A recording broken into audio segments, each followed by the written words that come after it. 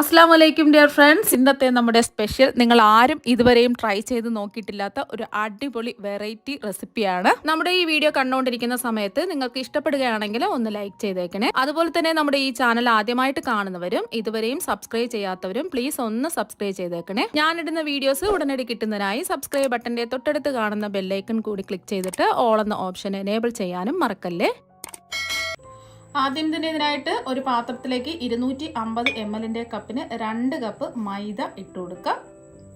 അപ്പം മൈദയ്ക്ക് പകരം നിങ്ങൾക്ക് വേണമെന്നുണ്ടെങ്കിൽ ഗോതമ്പ് പൊടിയും എടുക്കാവുന്നതാണ്. അപ്പം രണ്ടാമത്തെ കപ്പ് മൈദയും കൂടി ഇട്ട് കൊടുക്കാം. ഇതുപോലത്തെ ഒരു അളവ് കപ്പ് ഇല്ലാന്നുണ്ടെങ്കിൽ വീട്ടിൽ ചായയൊക്കെ കുടിക്കുന്ന ഒരു ഗ്ലാസ് എടുക്കുക. ആ ഗ്ലാസിന്റെ വലുപ്പത്തിനനുസരിച്ച് ബാക്കിയെല്ലാം അളന്നിട്ടെടുക്കുക.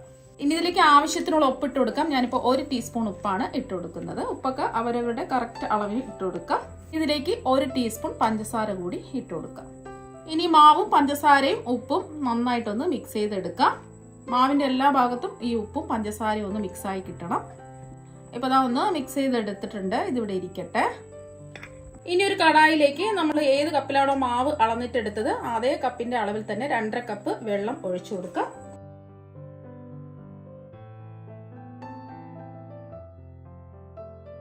ഗ്ലാസ്സിലാണ് മാവ് അളന്നിട്ടെടുക്കുകയാണെന്നുണ്ടെങ്കിൽ ആ ഗ്ലാസിന്റെ അളവിൽ തന്നെ 2.5 ഗ്ലാസ് വെള്ളം അളന്നിട്ടെടുക്കാം.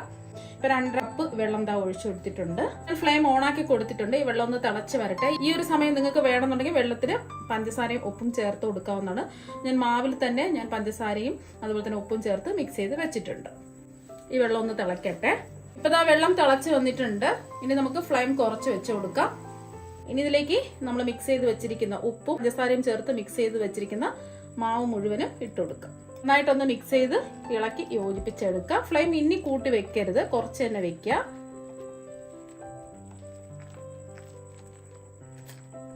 അപ്പൊ മാവെല്ലാം ഇതാ മിക്സ് ചെയ്ത് എടുത്തിട്ടുണ്ട്. ഇത്രയും മതി.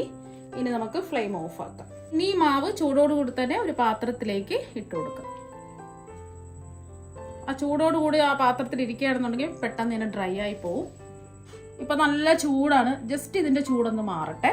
ഇപ്പൊ ഇതിന്റെ ചൂട് ചെറുതായിട്ടൊന്ന് മാറിയിട്ടുള്ളൂ. ഒരുപാട് ചൂട് മാറാൻ നിൽക്കരുത്. ഇനി ഇതിന്റെ മാവിന്റെ പുറത്തായിട്ട് കുറച്ച് മൈദ ഒന്ന് വിതറിക്കൊടുക്കുക.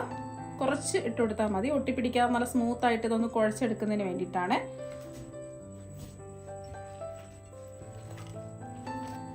നല്ല സ്മൂത്ത് ആയിട്ട് കൈവച്ച് ഇതുപോലെ ഒന്ന് കുഴച്ചെടുക്കാം. ചെറിയൊരു ചൂടോടുകൂടി തന്നെ കുഴച്ചിട്ടെടുക്കാം. ഇതിന്റെ ചൂട് നമ്മൾ മാറിയിട്ട് കുഴച്ചെടുക്കുകയാണെന്നുണ്ടെങ്കിൽ നല്ല സ്മൂത്തായിട്ട് കുഴച്ചെടുക്കാൻ പറ്റില്ല. അപ്പോൾ ഒട്ടിപ്പിടിക്കുകയാണെന്നുണ്ടെങ്കിൽ വീണ്ടും കുറച്ച് മൈദയിട്ട് ഇതുപോലെ ഒന്ന് കുഴച്ച് സ്മൂത്താക്കി എടുക്കാം.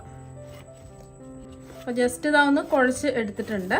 ഇപ്പം നമ്മൾ മാവ് ചേർത്ത് കൊടുത്തതിന് ശേഷം എന്താ ഒട്ടിപ്പിടിക്കുന്നൊന്നുമില്ല. അപ്പോൾ കുറച്ച് കുറച്ചായിട്ട് വേണമെന്നുണ്ടെങ്കിൽ മാവ് ചേർത്ത് നല്ല സ്മൂത്തായിട്ട് കുഴച്ചെടുക്കാം. ഇനി ഇതിലേക്ക് 1 ടീസ്പൂൺ എണ്ണ കൂടി ഒഴിച്ചു കൊടുക്കാം. വീണ്ടും നന്നായിട്ടൊന്ന് മിക്സ് ചെയ്ത് യോജിപ്പിച്ചെടുക്കാം. അപ്പോൾ ആ മാവ് കുഴച്ച് ഉരുട്ടിയെടുത്തിട്ടുണ്ട്. മാവ് കണ്ടിട്ട് നല്ല സോഫ്റ്റ് ആയിട്ട് ഇരിപ്പുണ്ട്. ഇതുപോലെ ടൈറ്റായി കിട്ടുന്നത് വരെ കുറച്ച് കുറച്ച് മൈദ ചേർത്ത് നല്ലോണം ഒന്ന് സ്മൂത്ത് ആക്കി കുഴച്ചെടുക്കുക. ഒരുപാട് ഡ്രൈ ആയി പോകരുത്. ഇതുപോലെ നല്ല സോഫ്റ്റ് ആയിട്ട് വേണം മാവിരിക്കാൻ. ഇനി നമ്മൾ ഉരുട്ടിയെടുത്ത മാവ് കൗണ്ടർ ടോപ്പിൽ വെച്ച് കൊടുത്തിട്ടുണ്ട്. ഇനി കയ്യിൽ കുറച്ച് എണ്ണ ഒന്ന് തടവിയതിന് ശേഷം ഇതുപോലൊന്ന് നമുക്ക് നീളത്തിലൊന്ന് ഇതുപോലെ റോൾ ചെയ്തെടുക്കാം. ഇതുപോലെ നീളത്തിൽ ഒന്ന് റോൾ ചെയ്തെടുത്തിട്ടുണ്ട്. 2 സൈഡും ഒന്ന് ലെവൽ ചെയ്ത് കൊടുക്കാം. ഇനി ഇത് ഒരേ വലുപ്പത്തിലുള്ള കഷ്ണങ്ങളായിട്ട് ഒന്ന് കട്ട് ചെയ്യാം.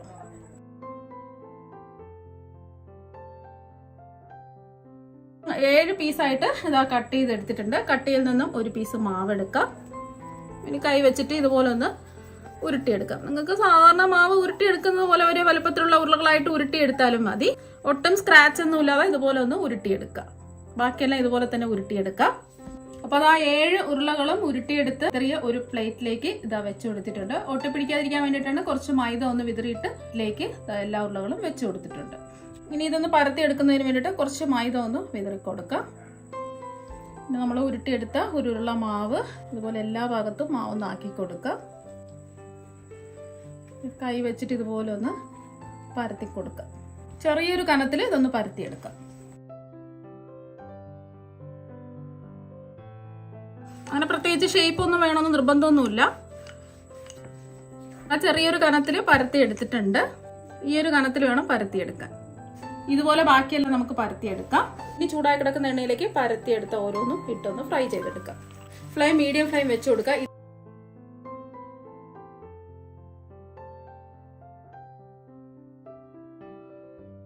ഒരു സൈഡ് ഒരു ഗോൾഡൻ നിറാവുന്ന സമയത്ത് ഇതുപോലെ ഒന്ന് തിരിച്ചിട്ട് കൊടുക്കാം. രണ്ട് സൈഡും നല്ലോണം ഒന്ന് മൊരിയിച്ചെടുക്കാം. അപ്പോൾ രണ്ട് വശവും നല്ലൊരു ഗോൾഡൻ നിറായിട്ടുണ്ട്. ഇനി എണ്ണയിൽ നിന്ന് നമുക്ക് കോരി മാറ്റാം. എണ്ണ മുഴുവനും മാറ്റിയിട്ട് വേണം പ്ലേറ്റിലേക്ക് മാറ്റാൻ. ബാക്കിയെല്ലാം ഇതുപോലെ തന്നെ നമുക്ക് ഫ്രൈ ചെയ്തെടുക്കാം. അപ്പോൾ നമ്മുടെ പലഹാരമെല്ലാം ഇതാ ഇവിടെ ഫ്രൈ ചെയ്തെടുത്തിട്ടുണ്ട്. ഇതിന് പ്രത്യേകിച്ച് കറിയുടെ ഒന്നും തന്നെ ആവശ്യമില്ല. ബ്രേക്ക്ഫാസ്റ്റ് ആയിട്ടും ഡിന്നറായിട്ടും നമുക്ക് എപ്പോൾ വേണമെങ്കിലും റെഡിയാക്കി കഴിക്കാവുന്നതാണ്. നല്ല അടിപൊളി ടേസ്റ്റാണ്. ഒട്ടും എണ്ണയൊന്നും കുടിക്കില്ല. കുട്ടികൾക്കും മുതിർന്നവർക്കും എല്ലാവർക്കും ഒരുപോലെ ഇഷ്ടപ്പെടുന്നതാണ്. ഇനി ഇതിൽ നിന്നും ഒരെണ്ണം എടുത്ത് കാണിച്ചു തരാം.